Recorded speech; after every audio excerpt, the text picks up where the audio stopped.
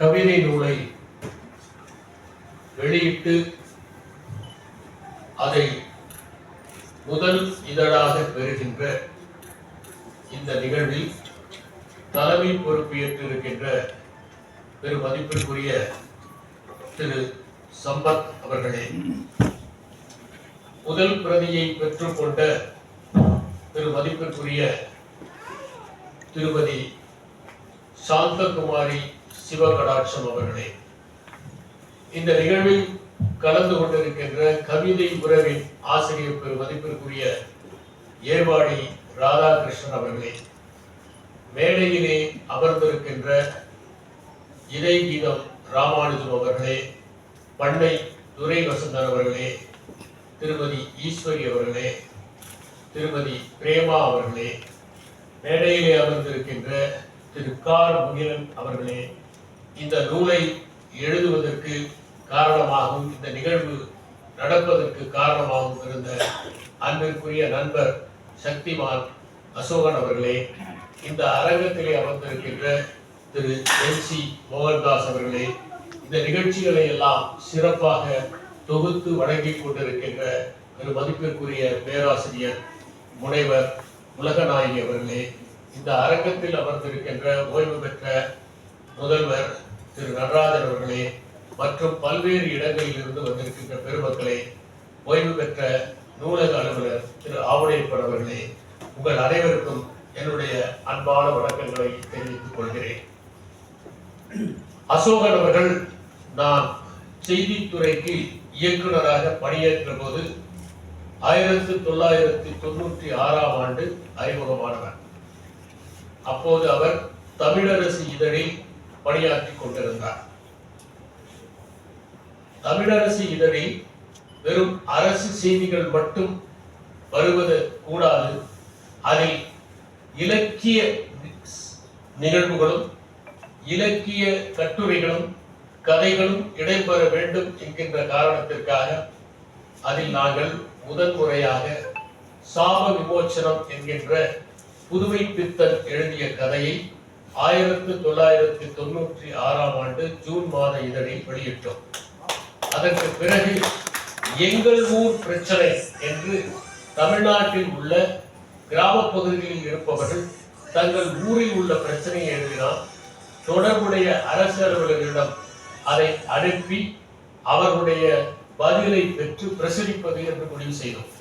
இந்த முயற்சிகளை எல்லாம் நாங்கள் மேற்கொண்ட போது அதற்கு உறுதுணையாக இரவு பகலாக உழைத்தவர் தான் திரு அசோகன் அவர்கள். அப்போது அவர் இளைஞராகவும் சற்று உயிராகவும் இருப்பார். கருப்பு கண்ணாடி எல்லாம் அணிந்து கொண்டு அலுவலகத்திற்கு வருகிற போது மிகவும் நேர்த்தியாக நடந்து வருவார். 1997ஆம் ஆண்டு நல்ல இலக்கியங்களை அறிமுகப்படுத்துவதற்கும் அரசுக்கு ஒரு பங்கு இருக்கிறது என்றெல்லாம் கற்பனை செய்து கொண்டு இலக்கிய மலர் என்ற ஒன்றை நாங்கள் கொண்டு வந்தோம். அந்த இலக்கிய மலரில் தமிழ்நாட்டில் இருக்கின்ற பெரிய இலக்கிய ஆளுமைகளுடைய கட்டுரைகளை எல்லாம் நாங்கள் திரட்டி, ஜெயமோகன் போன்ற அனைவருடைய கட்டுரைகளையும் திரட்டி வெளியிட்டோம். அப்போது அதற்கு வடிவமைப்பது, அந்த இதழை நேர்த்தியாக கொண்டு வருவது போன்றவற்றிலெல்லாம் அசோகன் அவர்கள் மிக மும்முரமாக பணியாற்றியவர். அவருடைய பணி என்னோடு மிகவும் நெருக்கமாக இருந்த காரணத்தால் அன்றாடம் சந்தித்து என்ன அதிலே முன்னேற்றம் நடந்து கொண்டிருக்கிறது என்பதை தெரிவித்த வண்ணம் இருப்பவர். அசோகன் அவர்கள் ஓய்வு பெற்ற பிறகு வாக்காளர் சக்தி என்கின்ற ஒரு இதழை தொடங்கினார். அந்த இதழில் அரசியல் தொடர்பாகவும் இலக்கியம் தொடர்பாகவும் பல்வேறு கட்டுரைகளை அவர் வெளியிட்டார். அப்போது என்னிடம் வந்து ஒரு தொடரை எழுத வேண்டும் என்று அவர் கேட்டுக்கொண்டதன் அடிப்படையில் நான் சத்சங்கம் என்கின்ற ஒரு தொடரை அதில் எழுதினேன்.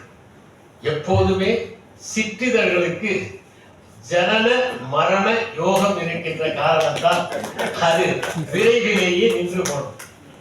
அரசாங்க அலுவலராக இருக்கிற போது தன்னுடைய படைப்பாக்க திறனை எல்லாம் உள்ளேயே சுருட்டி வைத்துக் கொண்டிருக்க வேண்டிய சூழல் இருந்ததனால் அதற்கு பிறகு அவர் கவிதைகள் எழுத தொடங்கினார்.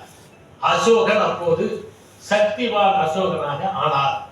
அவர் ஆகாயத்தில் அந்தப்புறம் என்கின்ற ஒரு கவிதை நூலை எழுதினார். அதற்கு என்னை அணிந்துரை அளிக்குமாறு கேட்டுக்கொண்டார். அந்த தொகுப்பில் சில ஐக்கூ கவிதைகள் பளிச்சென்று மின்னலிட்டதை பார்த்து அவரை உற்சாகப்படுத்தி நான் அணிந்துரையை எழுதினேன். அதற்கு பிறகு அவருக்கு அந்த நூலுக்காக நிறைய விருதுகள் எல்லாம் கிடைத்தன. இப்போது அசோகன் மற்றவர்களுக்கெல்லாம் பரிச்சயமான ஒரு கவிஞராக ஆகி இசைப்பாடல்களும் எழுத தொடங்கினார். தினமும் ஏதேனும் கவிதை எழுதி எனக்கு அவர் அனுப்புவதும் உண்டு. இப்போது அவருடைய இரண்டாவது தொகுப்பாக வெட்கப்படும் நெற்கதிர் என்கின்ற இந்த கவிதை தொகுப்பு வந்திருக்கிறது. அசோகன் இப்போது சக்திமான் அசோகன் என்று தன்னுடைய படைப்பாக்க பெயரை மாற்றிக் கொண்டிருக்கிறார். அவருடைய பெயரை நான் தொடக்கத்தில் கேட்ட போதெல்லாம் எனக்கு இந்தியாவை ஆண்ட அசோகன் தான் நினைவுக்கு வருவார். இந்தியாவில் 2 மாமன்னர்கள் தான் மகா என்ற அடைமொழியோடு அழைக்கப்படுகிறார்கள். ஒருவர் மகா அசோகர், இன்னொருவர் மகா அக்பர். இவர்கள் இருவரும் தான் நம்முடைய நாட்டில் மகத்தான சாதனைகளை புரிந்தவர்கள், பரந்த நிலப்பரப்பை கொண்டிருந்தவர்கள். அசோகருடைய எல்லை பரப்பு என்பது தமிழ்நாட்டை தவிர மற்ற இந்தியா முழுவதும் பரவியிருந்தது. அவர் தன்னுடைய பாலை சாசனத்தில் சோழர்கள், கேரள புத்தர்கள் என்றெல்லாம் குறிப்பிடுகிறார். எனவே இவர்கள் எல்லாம் அவருடைய அதிகாரத்திற்குள் வரவில்லை என்பது தெரிகிறது. புறநானூற்றில் கூட மோரியர்களின் படைகளை பற்றியெல்லாம் குறிப்புகள் இருக்கின்றன. இந்த சூழலில் அசோகர் என்பவர் என்ன சீர்திருத்தங்களை கொண்டு வந்தார் என்பதை நாம் புரிந்து கொள்வது மிகவும் அவசியம். அவர் முதன்முறையாக தன்னுடைய நாட்டின் சட்ட திட்டங்களை மக்கள் எல்லோரும் அறிந்து கொள்ள வேண்டும் என்று பாறை சாசனங்களாக பொறித்தவர். அவர்தான் உலகத்திலேயே முதல் கால்நடை மருத்துவமனையை நிறுவியவர். அவருக்கு சுஷிமா என்கிற ஒரு மூத்த சகோதரன் இருந்தார். அசோகர் ஒன்றும் அழகானவர் அல்ல, நான் சொல்வது அந்த அசோகர். அவர் உள்ளமாக முகம் வெள்ளை பூசணியை போல சற்று தொந்தியோடு இருப்பார். அவருடைய அண்ணன் சுஷிமாவோ பார்க்க கவர்ச்சியாக அழகாக இருப்பார். அழகாக இருந்த காரணத்தினாலேயே அவன் சற்று பெண் பித்தராகவும் இருந்தான். எனவே அவன் ஒரு கோழையாக இருந்தான். தட்சசீலத்திலே ஒரு கலவரம் நடந்த போது அதை அடக்குவதற்கு அவனால் முடியவில்லை. விட்சி கியூனிங் என்கிற டச் எழுத்தாளர் அசோகரை பற்றிய ஒரு புனைவு சரித்திரத்தை மிக கனமான புத்தகமாக எழுதியிருக்கிறார். தன்னுடைய சகோதரனால் மோரிய வம்சத்தை மேற்கொண்டு செல்ல முடியாது என்கின்ற காரணத்தினால் அவனை வீழ்த்தி விட்டு அரியணை அசோகர் கைப்பற்றுகிறார். அசோகருடைய உண்மையான பெயர் அசோக் வர்தன் மோரியர் என்பதுதான். அசோகர் என்றால் சோகமாக இல்லாதவர் என்பதுதான் பொருள். அசோகர் தன்னுடைய பாறை சாசனங்களில் குறிப்பிட்டிருக்கிறவை மகத்தானவை. அவருடைய 7வது பாறை சாசனத்தில் தன்னுடைய நாட்டில் சாலைகளில் எல்லாம் ஆலமரங்களை நட வேண்டும் என்றும் சத்திரங்களை நிறுவ வேண்டும் என்றும் 1/2 கிலோமீட்டருக்கு ஒரு கிணறை தோண்ட வேண்டும் என்றும் எழுதியிருக்கிறார். அவருடைய 2வது பாறை சாசனத்தில் தன்னுடைய நாட்டில் நிறைய மருத்துவமனைகளை நிறுவ வேண்டும் என்று குறிப்பிட்டிருக்கிறார். 5வது பாறை சாசனத்தில் ஏழைகளுக்கும் வயோதிகர்களுக்கும் உதவுவதற்கு அலுவலர்களை நியமித்திருக்கிறார். 12வது பாறை சாசனத்தில் எல்லா நம்பிக்கைகளுக்கும் தன்னுடைய நாட்டில் இடம் ஒன்று என்று குறிப்பிட்டிருக்கிறார். அவர் பௌத்தத்தை தழுவினாலும் அனைத்து நம்பிக்கைகளும் அங்கீகரிக்கப்பட வேண்டும் என்று அந்த காலத்திலேயே தீர்க்கமாக சிந்தித்தவர் தான் அசோகர். அவரை பற்றிய ஒரு புனைவு கதை உண்டு. அவர் பௌத்த மதத்திற்கு மாறிய பிறகு யார் வந்தாலும், அதுவும் குறிப்பாக துறவிகள் வந்தாலும் தலையை தாழ்த்தி வணங்குவதும் உண்டு. எனவே அவருடைய ஒரு அமைச்சர், நீங்கள் மன்னர் சாதாரண சன்னியாசிகளுக்கெல்லாம் தலையை தாழ்த்தி வணங்குவதா என்று கேட்டார். அசோகர் சிரித்துக் கொண்டே விட்டுவிட்டார். பிறகு ஒரு மாதம் கழித்து தன்னுடைய அமைச்சர்களை எல்லாம் கூப்பிட்டு, நீ குதிரை தலையை கொண்டு வா, நீ ஆட்டு தலையை கொண்டு வா, நீ மாட்டு தலையை கொண்டு வா என்று சொல்லிவிட்டு, தலை குனிய வேண்டாம் என்று சொன்ன அமைச்சரை பார்த்து, நீ மனித தலையை கொண்டு வா என்றார். எல்லோரும் சென்றார்கள். உடனடியாக சந்தையில் இருந்த தலையை வாங்கி கொண்டு வந்து விட்டார். வெகு நேரம் கழித்து மனித தலையை எடுத்துக்கொண்டு அமைச்சர் வந்தார். உடனே அவர் அந்த அமைச்சர்களை பார்த்து, நல்லது செய்திருக்கிறீர்கள், இதை விற்றுவிட்டு வாருங்கள் என்றார். மற்ற அமைச்சர்கள் எல்லாம் உடனே விற்றுவிட்டு வந்து விட்டார்கள். ஆனால் மனித தலையை கொண்டு போனவர் தான் தாமதமாக வந்தார். ஏன் இவ்வளவு தாமதம் என்று கேட்டபோது, இந்த தலையை யாரும் வாங்கவே தயாராக இல்லை, நான் என் பணத்தை கொடுத்து அதை விற்றுவிட்டு வந்தேன் என்று சொன்னார். அப்போது அசோகர் சிரித்துக் கொண்டே, யாருமே ஏற்றுக்கொள்ளாத இந்த தலையை தாழ்த்துவதா தவறு சன்னியாசிகளை பார்த்து என்று கேட்டார் என்கிற ஒரு புனைவு உண்டு. அதை போலவே முந்தைய பிறவியில் அவர் சிறுவனாக இருந்தபோது புத்தர் துறவியாக யாசகத்தை ஏந்தி கொண்டு செல்கிற போது அவருடைய அந்த பாத்திரத்தில் கப்பறையில் அவர் மண்ணை போட்டதாகவும், மண்ணை போட்ட நீ மண்ணை ஆளுவாய் என்று அவர் சொன்னதாகவும், அதனால் அவர் மன்னர் ஆனதாகவும் ஒரு புனைவு கதை உண்டு. அசோகர் 30 ஆண்டு காலம் அமைதியான ஆட்சியை செலுத்தியவர். அவர் சிறு வயதிலேயே யானையேற்றம், குதிரையேற்றம், வில்வித்தை போன்றவற்றிலெல்லாம் மிகச் சிறந்த பயிற்சியை பெற்றவர். அதனால்தான் அவர் சிறந்த வீரராக திகழ்ந்தார் என்பதை சரித்திரத்தில் படிக்க முடிகிறது. அவருக்கு ஒரு மனைவி இருந்தார். அவருடைய பெயர் நிஷ்ய ரக்ஷிதா. இவர் புத்தர் மெய்ஞானம் பெற்ற போதி மரத்தின் மீது அளவற்ற பற்று வைத்திருந்ததால் பொறாமை கொண்டு அந்த மரத்திற்கு விஷத்தை வைத்து சாகடித்தார். அதை கேள்விப்பட்ட அசோகர் அவர் மீது கடுமையான தண்டனையை விதித்தார். அசோகர் தன்னுடைய ஆட்சி காலத்தில் மக்களை எல்லாம் எம் குழந்தைகள் என்று அழைத்தவர். அவருடைய காலத்தில் இந்தியா முழுவதும் இறையாண்மையோடு திகழ்ந்த அமைதியான இடமாக கருதப்பட்டது. இப்படி பல சிறப்புகள் கொண்ட அசோகன் என்றாலே சக்திமானே தவிர கூட சக்திவான் என்பதை சேர்த்துக் கொள்ள வேண்டியதில்லை. அப்படி சேர்ப்பது நடு சென்டர் என்று சொல்லுவதை போல என்பதை தெரிவித்துக் கொள்கிறேன். அசோகன் அவருடைய ஆகாயத்தில் அந்தப்புறம் என்கின்ற நூல் அவரை கவிதை உலகத்திற்கு முதலில் அறிமுகப்படுத்திய நூல். பொதுவாகவே ஹைக்கூ என்பதன் பின்னால் இருக்கிற தாத்பரியத்தை நாம் புரிந்து கொள்ள வேண்டும். 7, 5, 7 என்று அசைகளில் எழுதப்படுவதுதான் அந்த ஹைக்கூ. ஹைக்கூ என்பது சிறிய வடிவமாக கருதப்படுகிறது. ஜப்பானிலே தொடங்கிய இது ஒரு உணர்ச்சி கவிதை என்பதை நாம் கருத்தில் கொள்ள வேண்டும். ஒரு காட்சியை நாம் அனைவரும் பார்க்கிறோம். ஆனால் பார்வை ஒன்றாக இருந்தாலும் நம் உணர்ச்சிகள் வெவ்வேறாக இருக்கின்றன. அந்த உணர்ச்சிகளை பதிவு செய்வதுதான் ஹைக்கூ. உதாரணமாக ஹைக்கூவின் பிதாமகர் என்று கருதப்படுகின்ற பாஷோ என்பவர், நான் வேலியில் பூத்திருக்கின்ற நசூனியா மலரை உற்று கவனித்தேன் என்று குறிப்பிடுகிறார். நாம் யாரும் வேலியில் பூத்திருக்கிற மலரை பார்ப்பதே இல்லை. நம் வீட்டிற்கு முன்னால் இருக்கிற கலைகளும் பூக்கின்றன, அவற்றை நாம் பெரிதாக கருதுவதில்லை. நாம் மலர்களிலும் ஜாதி பிரித்திருக்கிறோம். எது உயர்ந்த மலர், எது தாழ்ந்த மலர், எது தீண்டத்தகாத மலர் என்று. உலகத்திலேயே மிக பெரிய மலர் என்பது ஸ்டிங்கிங் கார்ப்ஸ் லில்லி என்கிற மலர் தான். அதற்கு ரஃப்லேசியா அர்னால்டி என்கிற பெயர். அது எவ்வளவு பெரியது என்றால் 15 பவுண்ட் எடை கொண்டது. ஆனால் அது பக்கத்திலேயே போக முடியாத அளவிற்கு துர்நாற்றம் வீசுவது. உலகத்தில் சிறிய மலர் என்பது உல்பியா குளோபோசா என்பது மிக மிக சிறிய மலர்.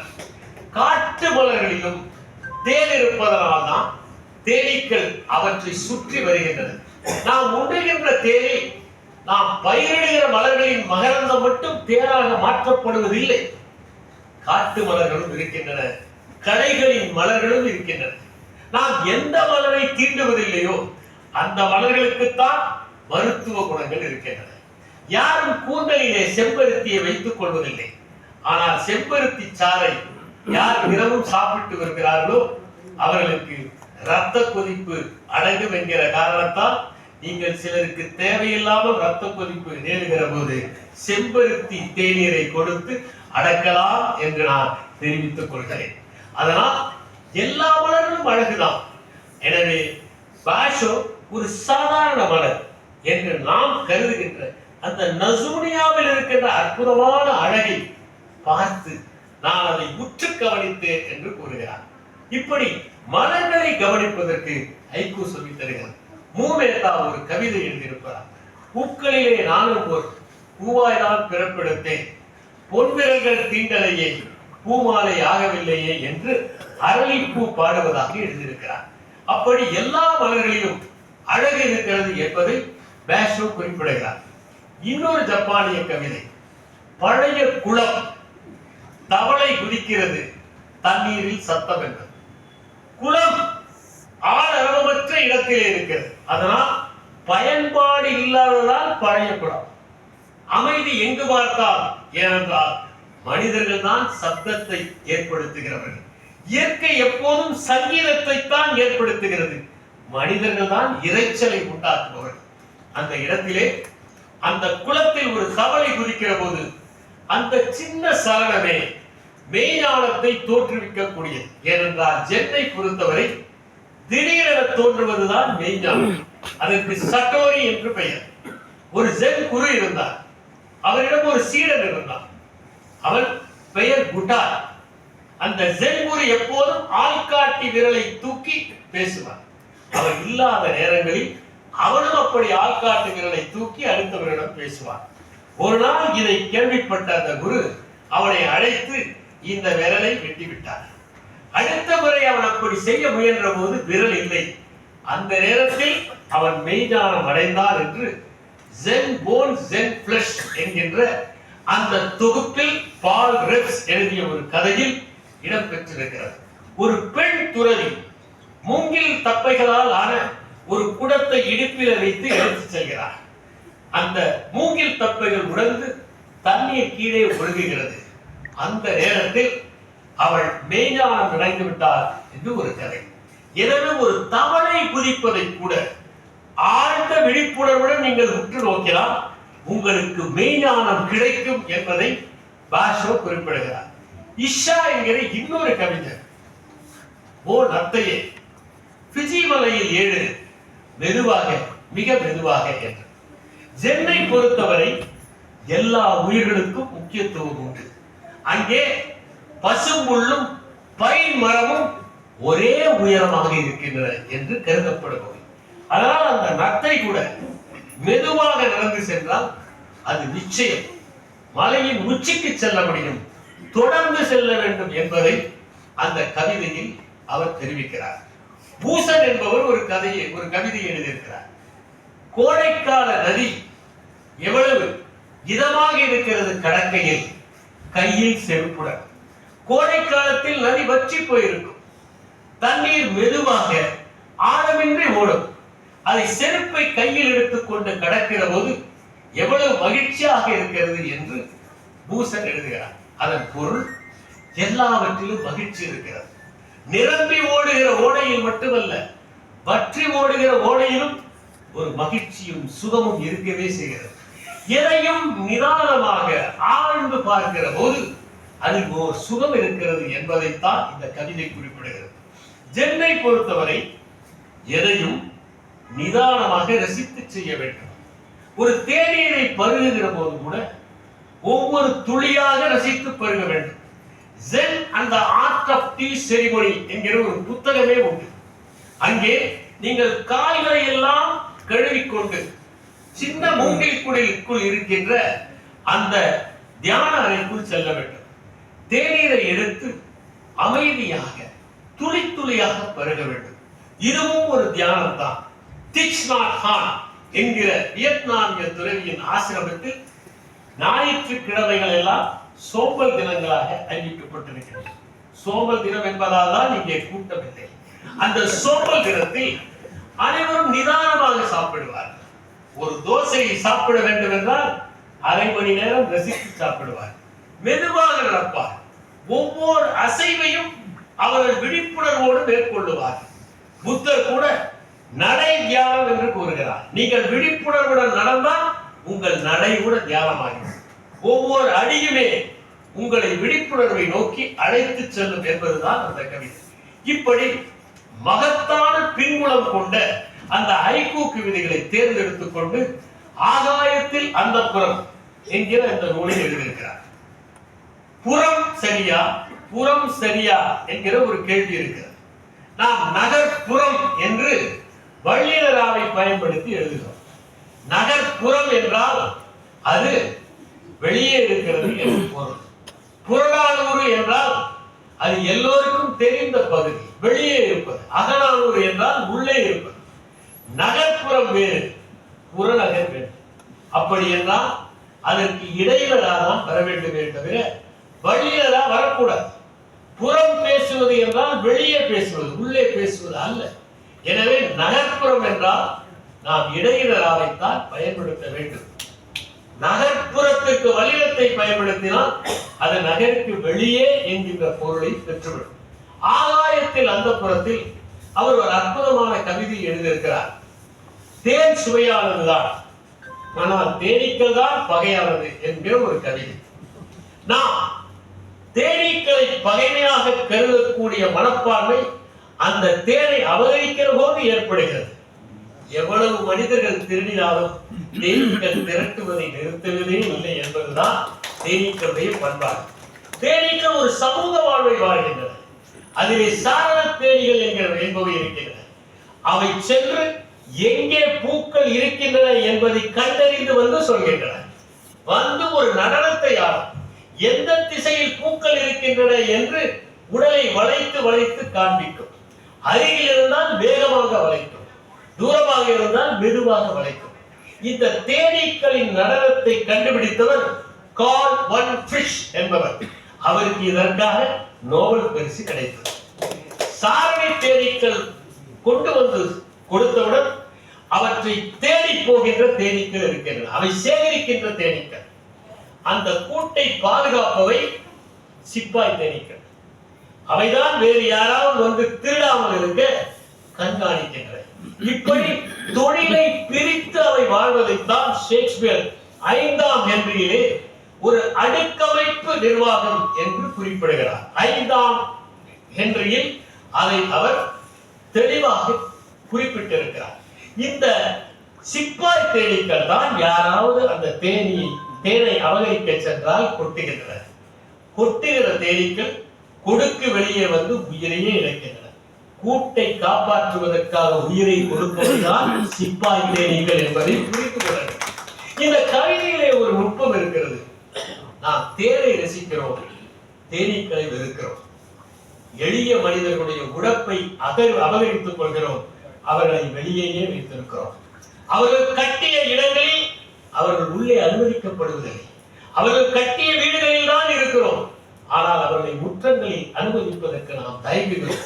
அவர்கள் கட்டிய கோயில்கள் தான் அவர்கள் உள்ளே வருவதற்கு அனுமதிக்கப்படுவதில்லை என்கின்ற கருத்து இந்த ஹைக்கூ கவிதையில் மறைமுகமாக இருக்கிறது. காசிக்கு சென்றால் கர்மம் தொலையவில்லை, ஆனால் கைப்பை தொலைந்து விட்டது என்று ஒரு கவிதை.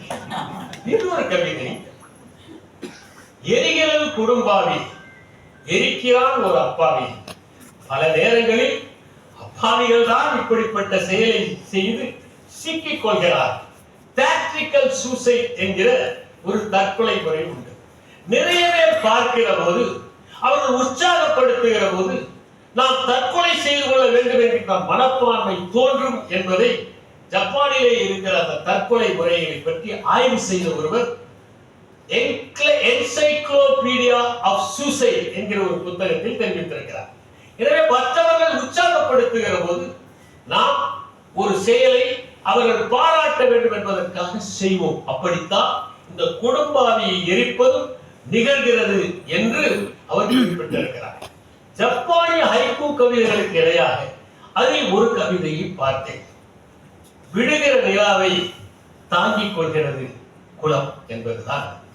எத்தனை நீர்நிலைகள் இருந்தாலும் சரி, அத்தனை நீர்நிலைகளிலும் அந்த நிலா பிரதிபலிக்கிறது. பிரதிபலிப்பது வேறு, போலச் செய்வது வேறு. பிரதிபலிப்பது என்பது தானாக நிகழ்வது. எத்தனை நீர்நிலைகள் இருந்தாலும் அத்தனை நீர்நிலைகளையும் அது பிரதிபலிக்கும். அதை போல ஒரு மகத்தான ஆசான் தன்னுடைய சீடர்கள் செயல்களை எல்லாம் பிரதிபலிக்க வேண்டுமே தவிர அவர்களை போல செய்ய தூண்டக்கூடாது என்கிற கருத்தும் இருக்கிறது. இன்னொரு கவிதை, பாம்புகளுக்கு கால் இல்லை என்று யார் சொன்னது, தவளைகளை கேட்டு பாருங்கள் என்று ஒரு கவிதை. தவளைகள் கத்துவது என்பது ஏதோ பொழுதுபோக்குக்காக அல்ல. ஆண் தவளைகள் தான் கத்தும். எப்போதுமே பெண்களுக்காக கத்துபவர்களும் ஓடுபவர்களும் ஆண்களாகவே இருக்கிறார்கள். பெண்கள் அமைதியாகவே இருந்து சாதிக்கப்படுகிறார். அப்படி ஆண் தவளைகள் கத்துவது பெண் தவளைகளை தன் பக்கம் ஈர்ப்பதற்காகத்தான் என்று ஹிஸ்டரி ஆஃப் சென்சஸ் என்கிற அந்த புத்தகத்தில் டயன் அக்கர்மன் குறிப்பிடுகிறார். அதிலும் சில தவளைகள் வெகு தூரம் கேட்க வேண்டும் என்கின்ற காரணத்திற்காக பாதி பொந்தில் தண்ணீர் இருக்கிற மரத்தை தேர்ந்தெடுத்துக் கொண்டு அதில் உள்ளே போய் வேகமாக கத்தும். அது வெகு தூரம் கேட்கும் என்கின்ற காரணத்திற்காகத்தான் அந்த நுணல்கள் கத்துகின்றன என்பது ஓர் அறிவியல் பார்வை. இப்படி ஆகாயத்தில் அல்லப்புறம் என்கின்ற அந்த கவிதை நூலில் சிறந்த கவிதைகளை எழுதியிருக்கின்ற அவர் வெட்கப்படும் நெற்கதிர் என்கின்ற இரண்டாவது ஹைக்கூ தொகுப்பையும் இன்று வெளியிடுவதற்கு கொண்டு வந்து நாம் வெளியிட்டு விட்டோம். வெட்கப்படுகின்ற நெற்கதிர் என்பதற்கு ஒரு தலைப்பு கவிதையாக ஒன்றை எழுதியிருக்கிறார். வெட்கமுடன் குனிகிறது நெற்கதிர், வரப்பில் கோவணம் மாற்றுகிறார் விவசாயி என்பதுதான் அந்த கவிதை. இதிலே முக்கியமானது என்னவென்றால், இதன் அணிந்துரையிலே பேராசிரியர் கு. ஞானசம்பந்தம் பச்சை வண்ண சேலை கட்டி முத்தம் சிந்தும் நெல்லம்மா, பருவமடைந்த மங்கை போல நாணவென்ன சொல்லமா என்கிற அந்த பழனி படத்தில் வருகிற பாட்டை மேற்கோள் காட்டுகிறார். நெல் ஏன் தலைமுடிகிறது என்பதற்கு கவிஞர் மதியழகன் அவர்கள் அடுக்கடுக்கான காரணங்களை சீவக சிந்தாமணியில் இருந்தெல்லாம் குறிப்பிட்டார். ஒரு கவிதை போட்டி வைத்தார். இயேசு கிறிஸ்து தண்ணீரை திராட்சை ரசமாக அதில் முகம் பார்த்த போது மாற்றுவார். இதற்கு என்ன எழுதலாம் என்று கவிஞர்கள் எல்லாம் சிந்தித்த போது ஒரு சிறுவன் படைத்தவனை பார்த்து நாடி சிவந்தது நீர் என்று எழுதினார். எனவே படைத்தவனை பார்த்து நாணுவது இயல்பு. அந்த நெற்கது தினமும் தன்னை பார்த்து நேசிக்கின்ற அந்த விவசாயியை காதலிக்க தொடங்குகிறது.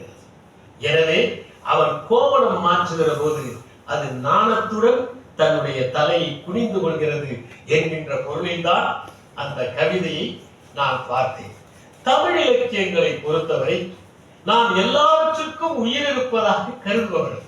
அதனால்தான் விளையாட ஆயமோடு வெண்மணல் அழுந்தி என்கிற அந்த பாடலில் நும்மிலும் சிறந்தது நுவ்வை என்று அன்னை கூறினால் உன்னையது நிலனே என்று சொல்லிவிட்டு அம்மனானது நும்மோடு நகையே என்று நற்றிணையில் 172வது பாடலில் அது தெரிவிக்கப்பட்டிருக்கிறது. எனவே தமிழ் மரபே உயிர்கள் இருப்பதாக பயிர்களை கருதுவது பண்பாக இருக்கிறது. எனவே அந்த கவிதை மிக நேர்த்தியாக வெளிவந்திருக்கிறது. இன்னொரு கவிதை, விழுந்தாலும் கலகலவென சிரிக்கிறது நீர்வீழ்ச்சி என்று எழுதியிருக்கிறார். இந்த நூலின் அணிந்துரையில் நான் முருகேச பாண்டியன் அதை நீர்வீழ்ச்சி என்று குறிப்பிடாமல் அருவி என்று குறிப்பிட்டிருக்கிறார். ஆங்கிலத்தில் அவர்களுக்கு சொல்லில்லாததால் அதை அவ்வாறு கூறுகிறார்.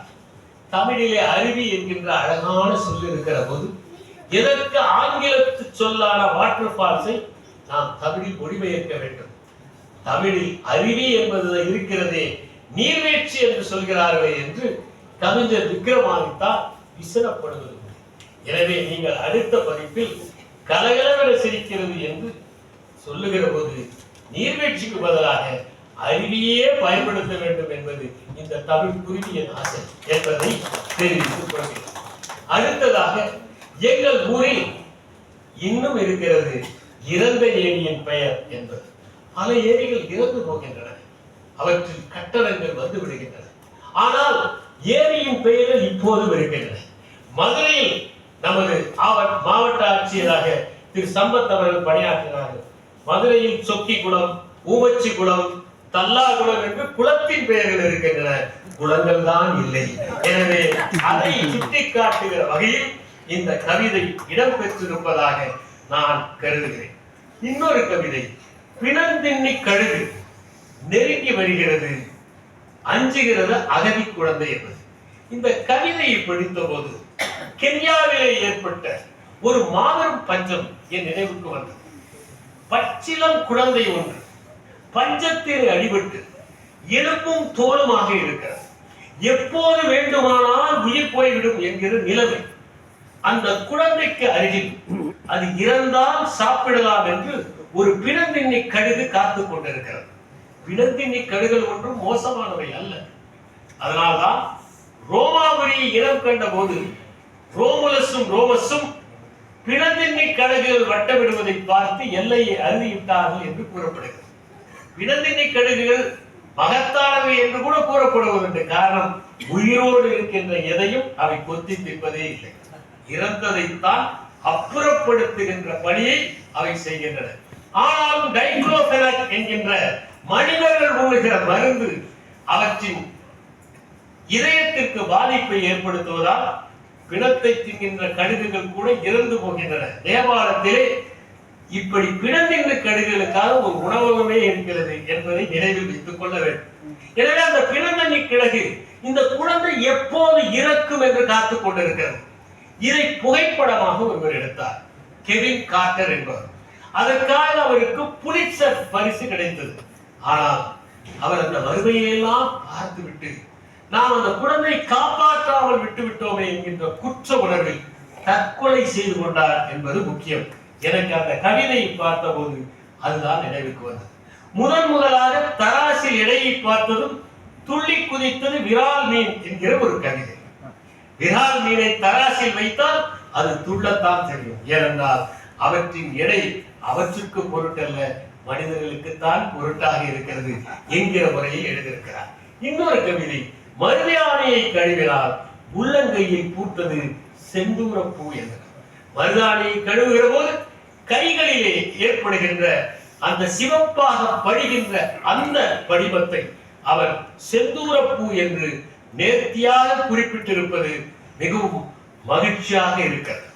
இன்னொரு கவிதை, அதிலே அவர் வளைந்து முத்தமிட வைக்கிறது காற்றை நாணமுடன் மலர்கள் என்று ஒரு கவிதை எழுதியிருக்கிறார். அவர் 3 கவிதைகளில் நாணத்தை பற்றி குறிப்பிடுகிறார். ஒன்று நெற்கதிர்களின் நாணம், இன்னொன்று மலர்களின் நாணம், பின்னால் வரப்போகிறது நெருப்பின் நாணம். இப்படி 3 நாணத்தை பற்றி அவர் அதிலே குறிப்பிட்டிருக்கிறார். காக்கை கூடு அவ்வப்போது வந்து போகிறது தாய்க்குயில் என்கிற ஒரு கவிதை. இதே தொடர்பாக இன்னொரு கவிதை, கருப்பு இனம் கருப்பு இனத்தை ஏமாற்றுகிறது குயில் வம்சம் என்று. நாம் குயில் எவ்வாறு முட்டையிடுகிறது என்பதை உயிரியல் ரீதியாக உற்று பார்த்தால் அதில் ஒரு சுவை இருக்கிறது. பெண் காகம் முட்டைகளை எல்லாம் அடைகாத்துக் கொண்டிருக்கிற போது ஆண் குயில் அங்கே வந்து அந்த பெண் காகத்தோடு சண்டையிடுவதற்காக அழைத்து செல்லும். அதை துரத்தி கொண்டு பெண் குயில் போகிற போது, பெண் காகம் போகிற போது அந்த பெண் குயில் அதிலே தன்னுடைய முட்டையை இட்டுவிடும். ஆனால் அங்கே வருகிற பெண் காகமோ அது தன்னுடைய முட்டைதான் என்று நினைத்துக் கொண்டு தன்னுடைய முட்டைகளோடு குயிலுடைய முட்டையும் அடைகாக்கும். குயில் குஞ்சுகள் சீக்கிரம் வந்து அந்த காகத்து முட்டைகளை எல்லாம் தள்ளி உடைத்து விடும். அப்போது அந்த பெண் காகத்திற்கு இது தன்னுடைய குஞ்சு இல்லை என்று தெரியும். ஆனால் அடைகாத்த காரணத்தால் மற்ற காகங்களின் கண்களில் படாமல் அதை காப்பாற்றும். அதனால்தான் காக்கைக்கும் கண் குஞ்சு பெண் குஞ்சு என்கிற பழக்கம். கருப்பு இனத்தை ஏமாற்றுகிறது குயில் வம்சம் என்றால் இப்படி காகங்கள் காப்பாற்றுகிற காரணத்தால் தான் குயிலின் பாடல்களை நாம் கேட்டு ரசிக்கிறோம். சமஸ்கிருதத்தில் ஒரு ஸ்லோகம் உண்டு. காக்கக கிருஷ்ணக பிக்கக கிருஷ்ணக கியோ பேதக பிக்கக காக்கயோகக வசந்த சமயே பிராப்தே. காக்கக காக்கக பிக்கக பிக்கக. காகமும் கருப்பு, உயிரும் கருப்பு. இரண்டுக்கும் என்ன வேறுபாடு? வசந்த காலம் வருகிற போது காகம் கரைகிறது, குயில் கூவுகிறது என்பதுதான். எனவே இந்த கவிதையை பார்க்கிற போது எனக்கு அந்த சமஸ்கிருத ஸ்லோகம் தான் நினைவுக்கு வந்தது. ஆரஞ்சு பழ விதை விழுங்கியது குழந்தை, மனத்திற்குள் முளைக்கிறது மரம் என்று ஒரு கவிதை. சின்ன வயதே நாம் அனைவருமே தப்பித்தவரை போய் ஆரஞ்சு பழத்தின் விதையை விழுங்கிவிட்டால் உள்ளே சென்று அது மரமாக முளைக்குமோ என்று விடிய விடிய நினைத்து தூங்காமல் இருப்பது உண்டு. எல்லோருக்குமே அந்த அனுபவம் ஏற்பட்டிருக்கும். ஆனால் பின்னால் நாம் எல்லாம் பழம் தின்று கொட்டை போட்ட பலவேரில் ஒருவராக மாறி போகிறோம் என்பதும் உண்மை. அதை போலவே இன்னொரு நேர்த்தியான கவிதை அவர் எழுதியிருக்கிறார். அது சுவாரஸ்யமானது. அதிலே அவர் சொல்லுகிறார், வருடந்தோறும் வீட்டை மாற்றுகிறார் வாஸ்து ஜோதிடர் என்று எழுதியிருக்கார்.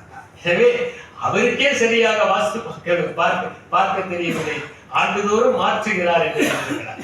கொஞ்ச நாள் போனால் நம் முகத்திற்கு எப்படி சிகை திருத்துவது என்பதை கூட வாஸ்துவின்படி செய்தால் ஆச்சரியப்படுவது இல்லை என்பதுதான் அதில் குறிப்பாக இருக்கிறது.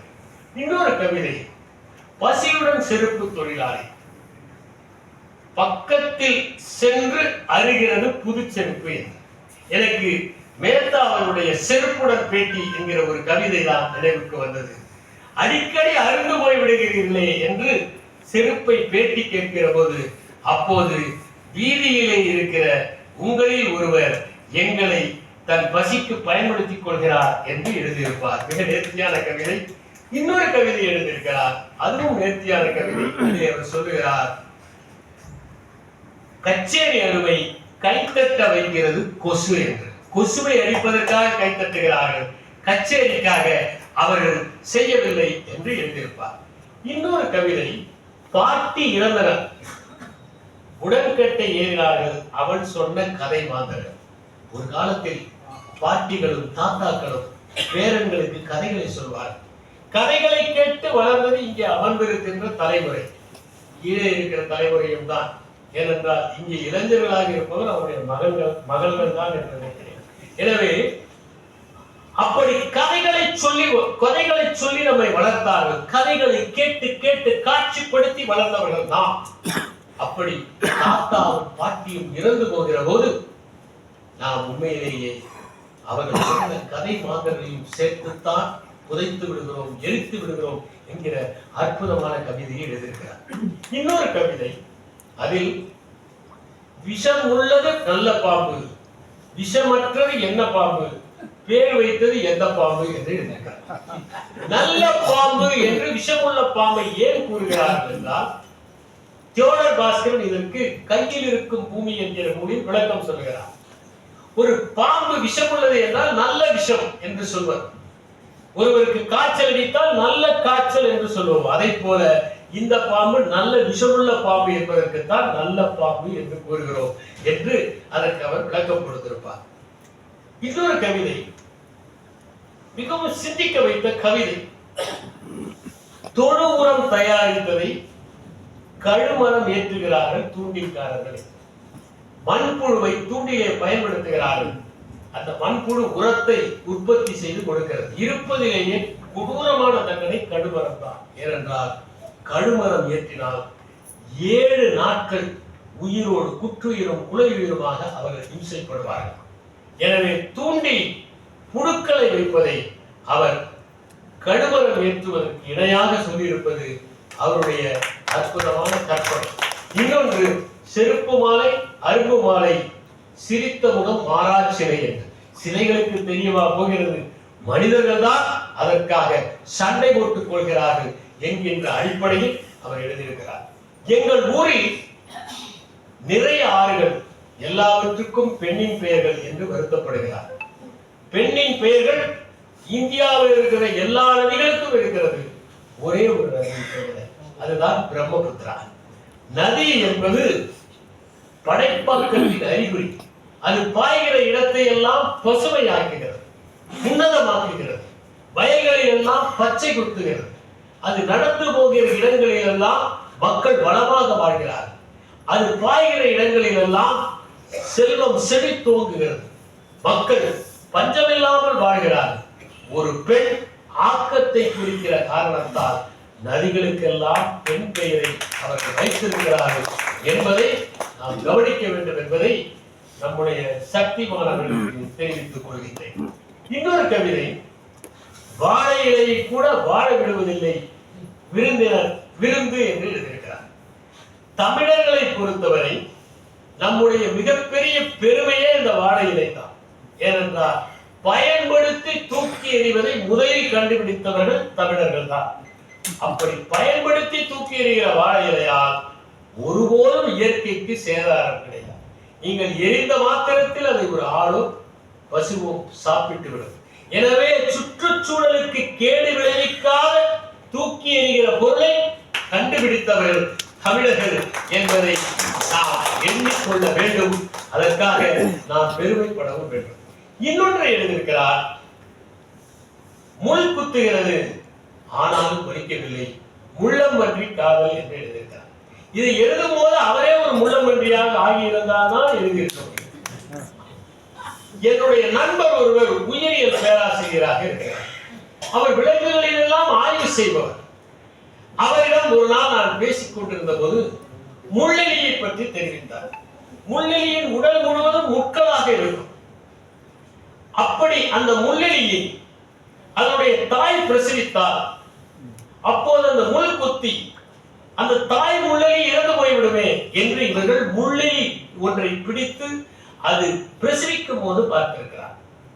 அந்த குட்டி பிறக்கிற போது அதனுடைய முள்ளை பார்த்தால் அது வெல்வெட் போல மிருதுவாக இருக்கிறார். மிருதுவாக இருந்த அந்த முட்கள் தான் நாளடைவில் குத்துகிற முள்களாக மாறி போய்விடுகின்றன. நாமும் மிருதுவான முட்களோடு தான் பிறக்கிறோம். காலம் அடுத்தவர்களை குத்தி கிழிக்கின்ற முட்களாக அவற்றை மாற்றி விடுகிறது என்று நான் சிந்தித்தேன். முள்ளம்பன்றிகள் கூட அப்படி ஒன்றை ஒன்று நேசிக்கிற போது அந்த முட்கள் வலிக்காமல் இருக்க வேண்டும் என்றுதான் நான் கருதுகிறேன்.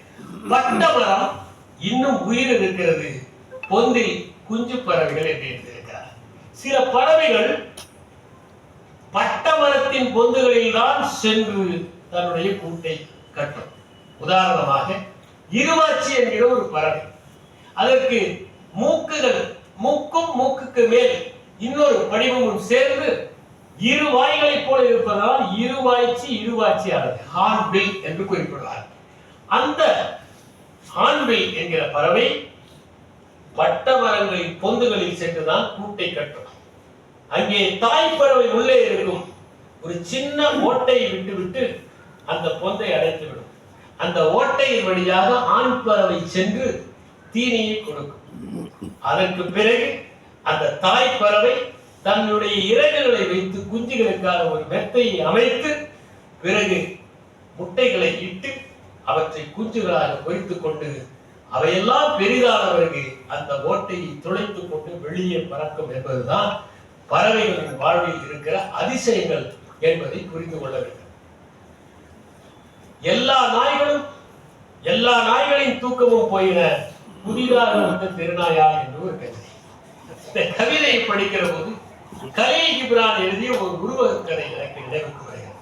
ஒரு ஊரில் நாய்கள் எல்லாம் சகல நேரமும் குறைத்துக் கொண்டிருந்தன.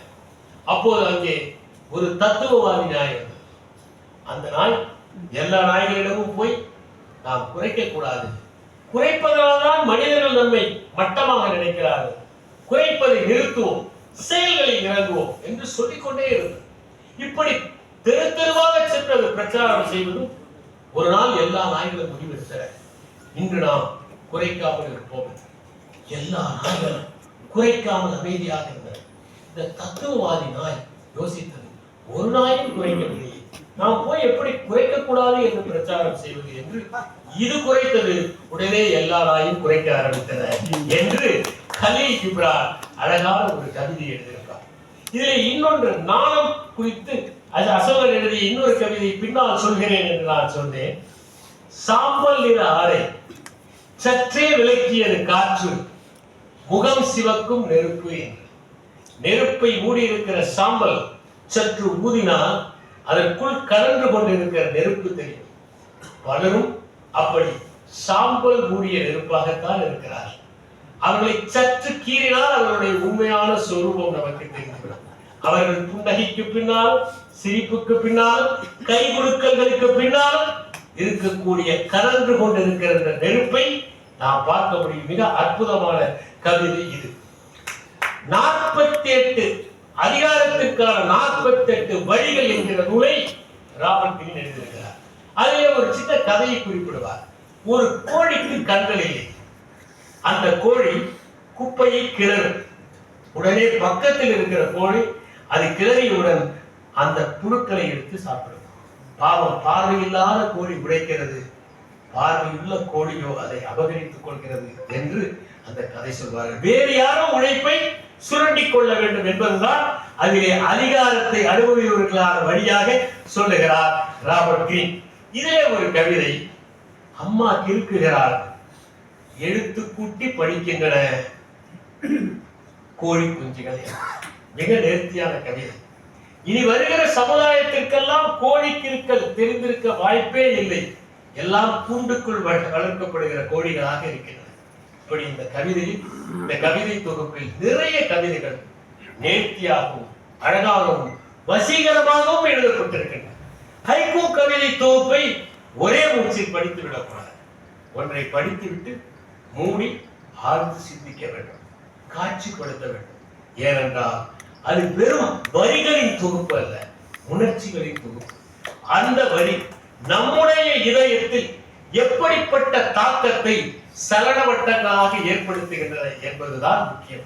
அப்படி வாசித்தால் இந்த தொகுப்பு மிகுந்த இனிமையாக நமக்கு அனுபவங்களை, சலனங்களை, தாக்கங்களை ஏற்படுத்தும் என்று சொல்லி அவருக்கு என்னுடைய பாராட்டுகளை தெரிவித்துக் கொண்டு உங்களிடமிருந்து விடைபெறுகிறேன்.